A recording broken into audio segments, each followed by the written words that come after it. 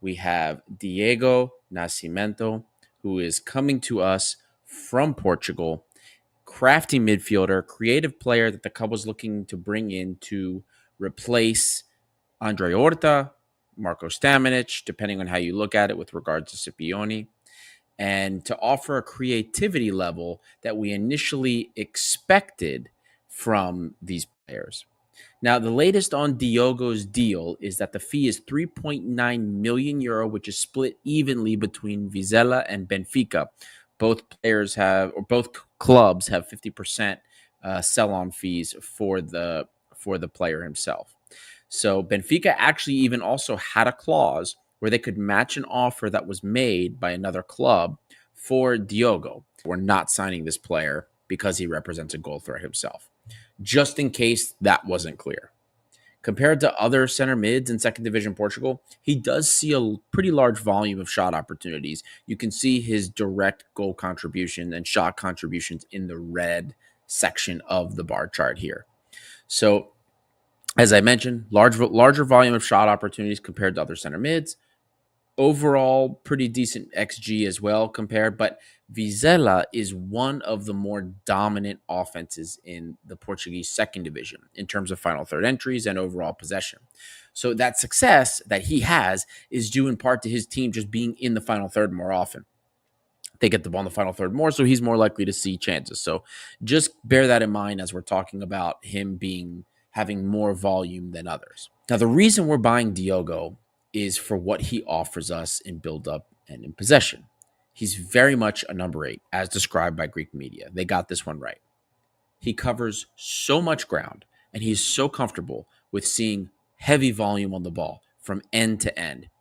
And it's so difficult, I brought this up before, for opponents to press against him because he's so crafty with the ball at his feet. He doesn't take a lot of unnecessary risks, especially if he's building up in the defensive third of the field.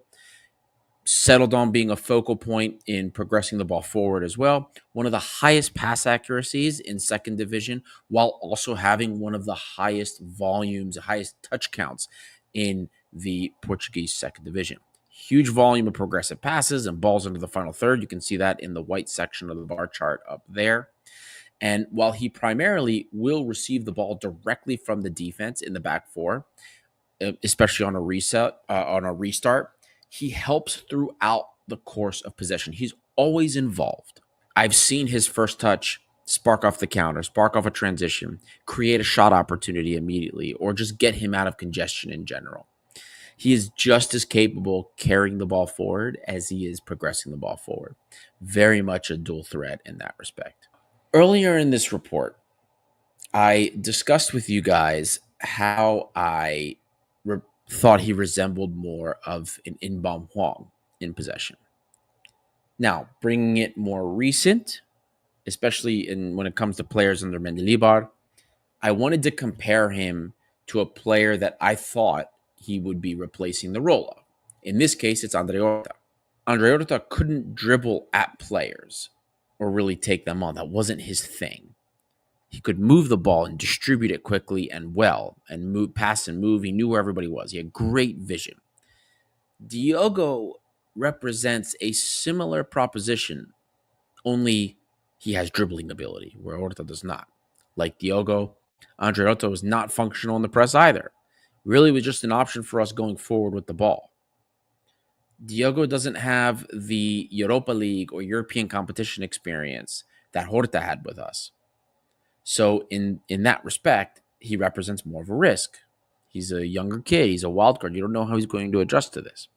But this is the nature of these types of replacements when you roll the dice on somebody that's younger and with less top-level experience. And for our third transfer of the summer, the scouted find is pretty nuanced, but it continues to purvey the message that the club has been sending throughout this transfer summer and even from last year. We're focusing on primarily young players with potential and resale value. I know that a lot of fans are upset that the club didn't fork out the money for Luis Milla. Mendilibar wanted him. He was $5 million. Most people said you should have just paid the money. You sold Babis Costulas. We're guaranteed about 30 million euros from the Champions League. Why can't we just spend 5 million on the players that Mendilibar wants? And My retort to that is, first things first, I don't care how much money we make. Spending 5 million euros on a deep midfielder that's 30 years old is not the best business. Enjoyed that scouting preview? That's just a taste of what we offer on our Patreon. By joining, you'll unlock exclusive in-depth breakdowns, insider analysis on all Olympiacos signings, tactical deep dives, and early access to our best content. Support 307 International and become part of our inner circle today. Click the link in the description below and let's take your fan experience to the next level.